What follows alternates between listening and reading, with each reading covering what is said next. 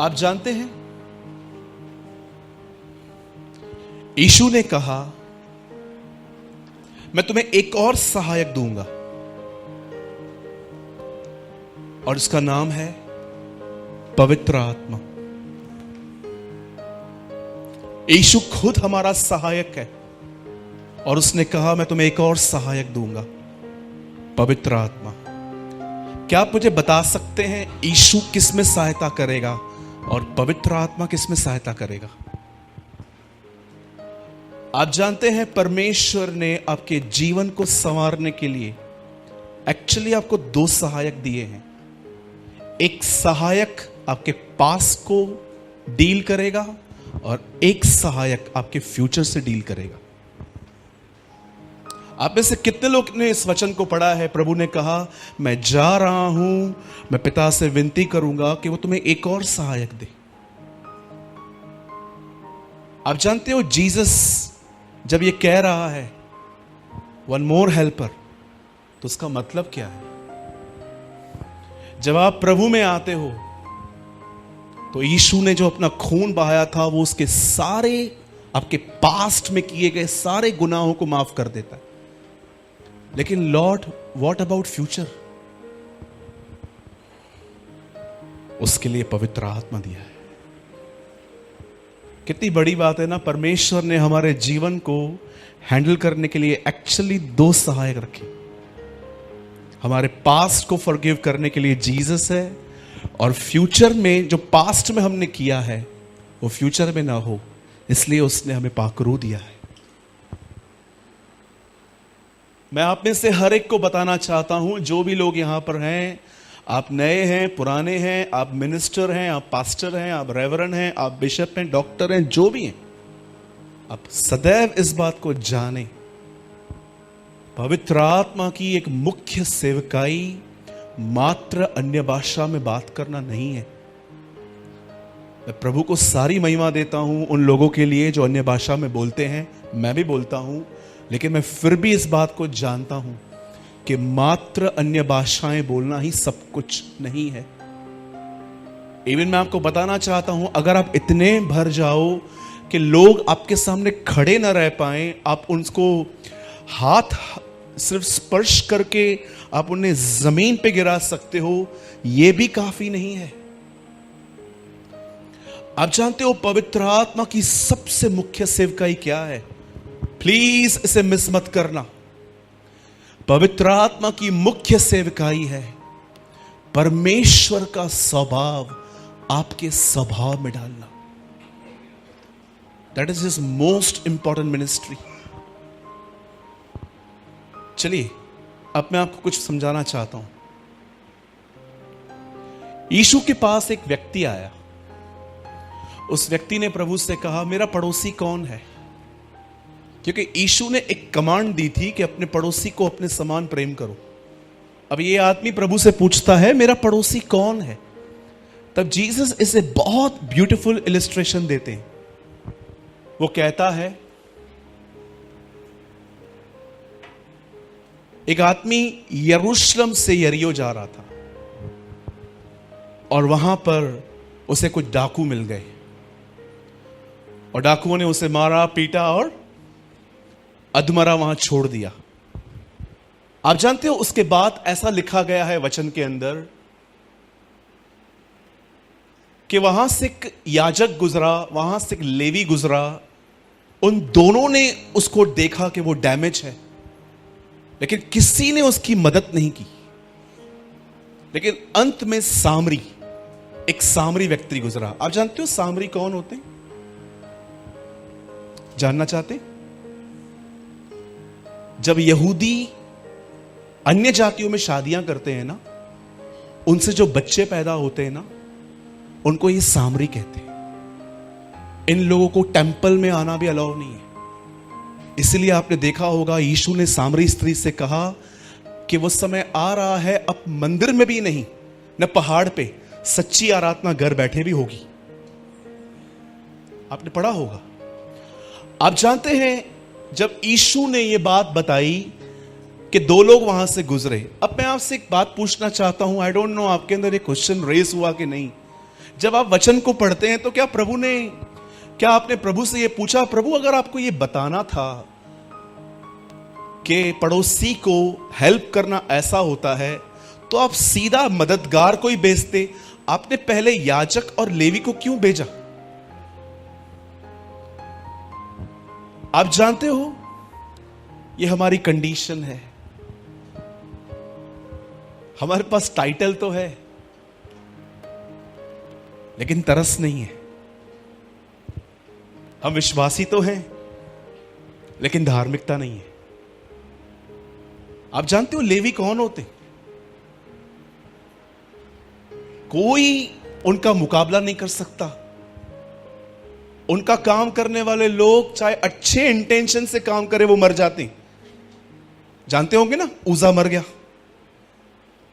उनका काम था परमेश्वर का फर्नीचर कैरी करना। वो पूरे तंबू को एक जगह से उठा के दूसरी जगह पर लेके जाते थे।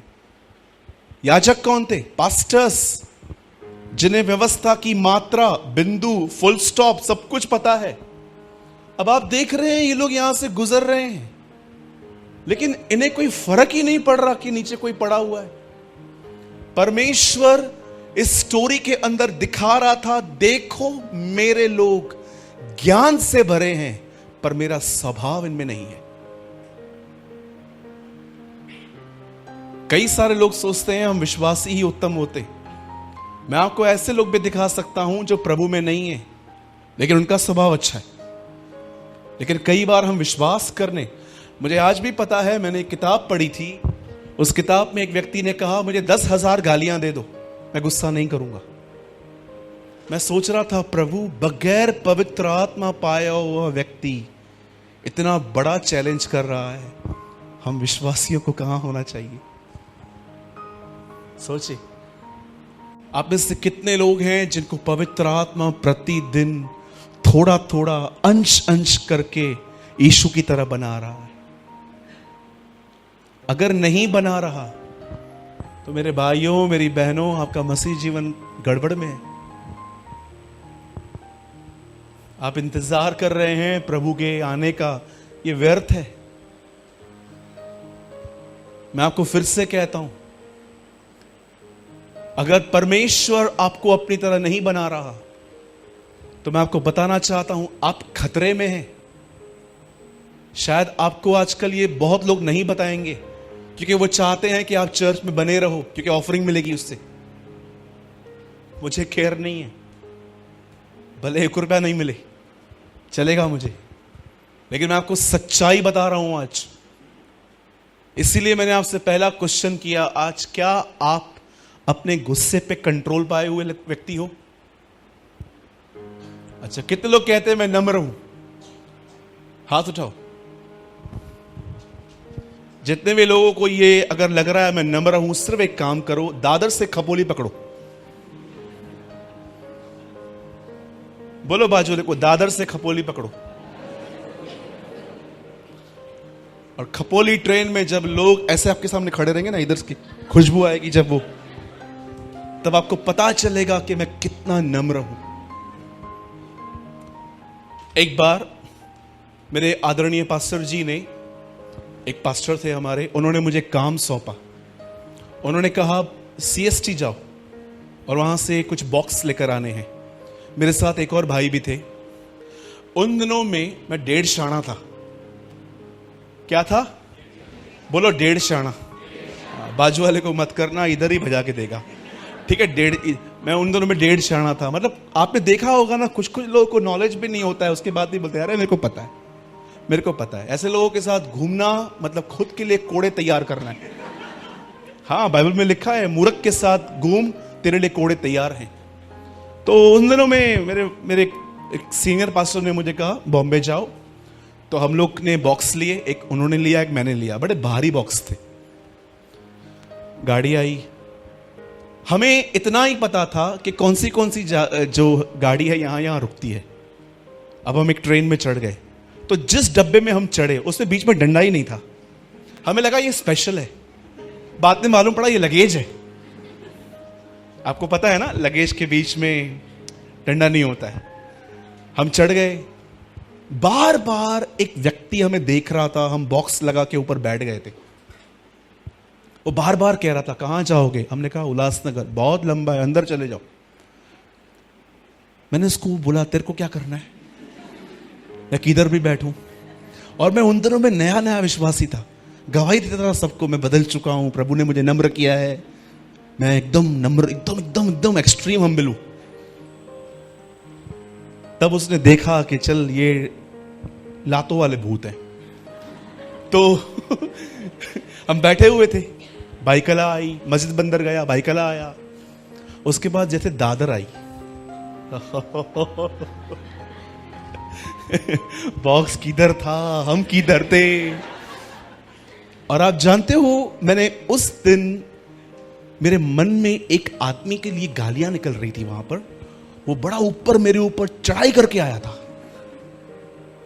मैंने प्रभु को बोला प्रभु उसका टांग तोड़, ये नीचे उतरे गिरे, ऐसी ऐसी बातें चल रही थी क्योंकि वो बहुत जोर से मेरे ऊपर आया था। तो मेरे साथ जो भाई थे, मैंने उनको कहा वो जो पहले बोल रहा था ना वो सही बोल रहा था। मैं कंटिन्यूस आदमी को देख रहा था, ये नीचे उतरे, मैं इससे बात करूंगा, तू ऐसे कैसे मेरे ऊपर आया। अब वो बेचारे क्या करेंगे, वो मच्छी वच्छी लेके ऊपर चढ़े थे सब। हम उल्लासनगर आ गए, मैं घर गया, बॉक्स रखे, और जैसे मैं नहाने लगा प्रभु ने मुझे बोला कितना नम्र है तू, हाउ हम्बल यू आर, तूने तो नम्रता मुझे भी उधार दी है।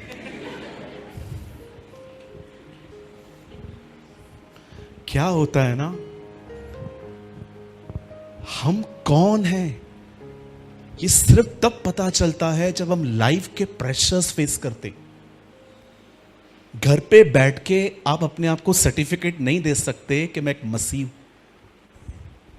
आप कौन हैं ये सिर्फ तब पता चलेगा जब आप अपने लाइफ में प्रेशर्स फेस करेंगे कि आपको इंस्टॉलमेंट भरनी है, आपको ये देना है, आपको वो देना है, आपको ये करना है, आपको वो करना है। उधर जब प्रेशर आता है ना, तब जो इनसाइड है ना, जो बाहर आए वो आप हो। ठीक है? कितने लोग समझे? बोलो बाजू वाले को, धोखे में मत जियो। ओ यार, ये तो पहले वाला सेशन ही अच्छा था। चलो हो गया, पिता का प्रेम, प्रभु यीशु का अनुग्रह, पवित्र आत्मा। राइट? हम कौन हैं ये परीक्षाओं में पता चलता है। आपने 10 महीना क्या पढ़ा है ये उसी महीने में पता चलेगा जब एग्जाम आएगा। ठीक है? अब बताओ कितने लोग नम्र हैं? वो जो 2-3 हाथ उठे थे वो भी नीचे हो गए अभी तो। मैं आपको डिस्करेज नहीं कर रहा, प्लीज। एक सेवकाई है आईना दिखाने की, एक सेवकाई है मुंह को पोंछने की। आपने आईना देखा ना, कोई बात नहीं, मुंह पोंछने वाला भी हमारे साथ है। आमीन। ओके, चलिए पास वाले को एक अच्छी स्माइल दीजिए, अच्छी वाली, दांतों वाली। दांत दिखाइए, दांत।